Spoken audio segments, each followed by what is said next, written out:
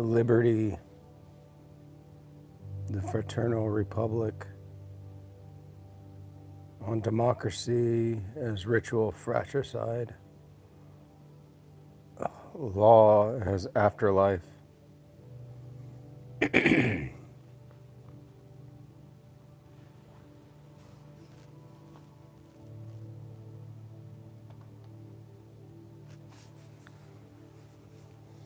The founding crime.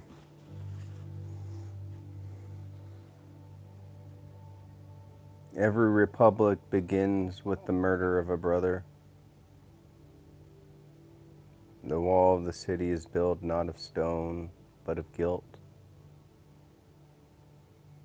Liberty is founded upon fratricide remembered, a freedom brought by a corpse. The oath of office replaces a sacrificial knife. The inauguration is the purification of the blood. The Republic lives by reenacting its primal scene in elections and trials and wars of principle. What was once tragedy becomes custom.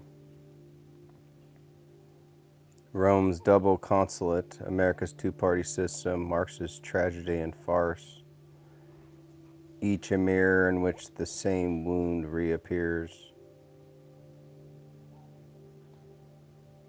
The principle of liberty is not unity, but alternation.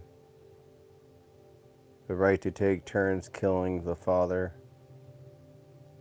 Checks and balances are the modern euphemisms for the ancient law of revenge. The ballot box is the ritual grave where the brother is buried again every 4 years. The law is not command, but negotiation between equals who distrust each other. The Roman contract, address and counter-address, survives in every democratic argument. To legislate is to reenact the ancient duel through words. Every constitution is a truce disguised as principle. The rule of law is the sublimation of violence. Speech replacing the sword, but still drawing blood. The sovereign people are the ghost of the murdered patriarch, diffused through many mouths. In every speech of the demagogue, the father speaks again. The tone of command returning under the mask of consent. The crowd is the Father's resurrected multitude, his body dismembered into voters. He will disperse as policy.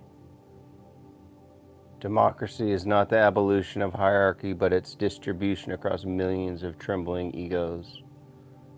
We, the people, is the most sublime and dangerous fiction ever uttered. A collective I that always risks becoming one again.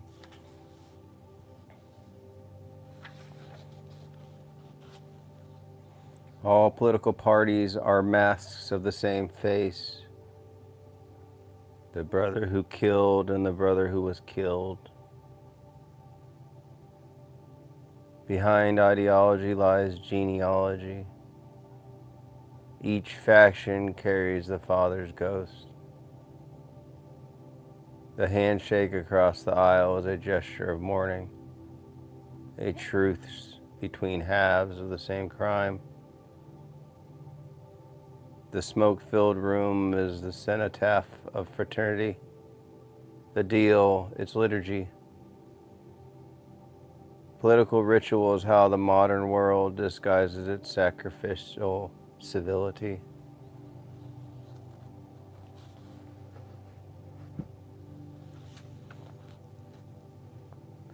Liberty does not mean the end of war, but its perpetual domestication.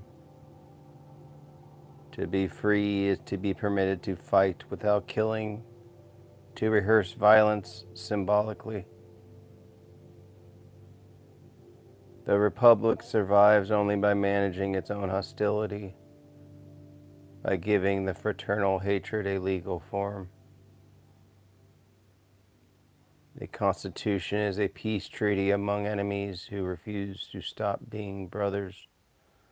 Thus, liberty depends on division. Unity is its death mask.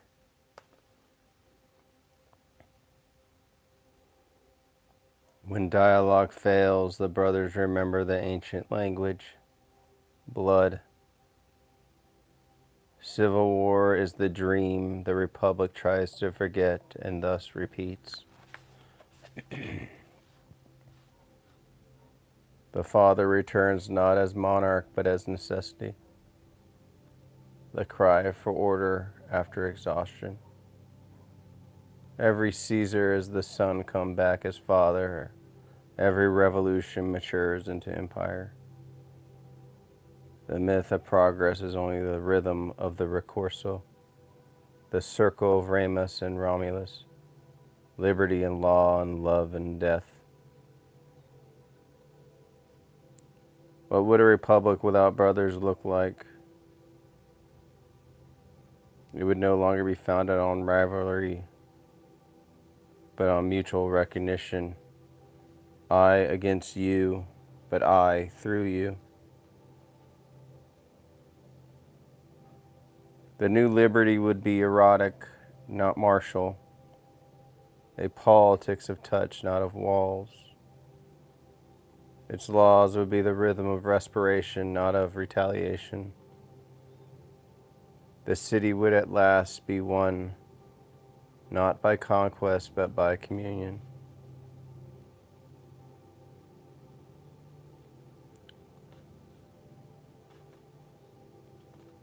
The Republic must pass from the fraternity of war to the fraternity of love, from shared guilt to shared breath.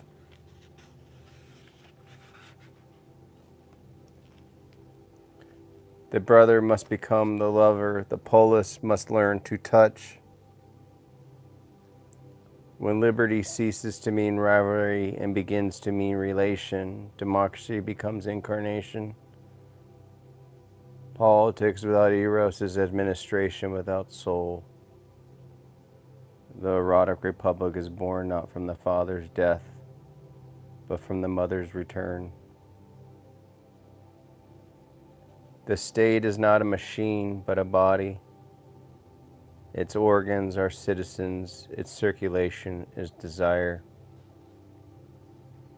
To legislate is to breathe together, to conspire. Representation is the metaphysics of touch at a distance. Each vote a pulse, each law a caress of abstraction. The Republic of Eros seeks not consent but resonance. To participate is to feel the whole body moving when one cell acts. Politics begins again when we look at one another and say, I see you seeing me. Recognition is the erotic basis of justice. To be known is the first form of equality. The new law is not contract but contact. The social bond is rewoven when citizens mirror each other without devouring. The polis of Eros is one in which every self becomes a mirror for the world's self-love.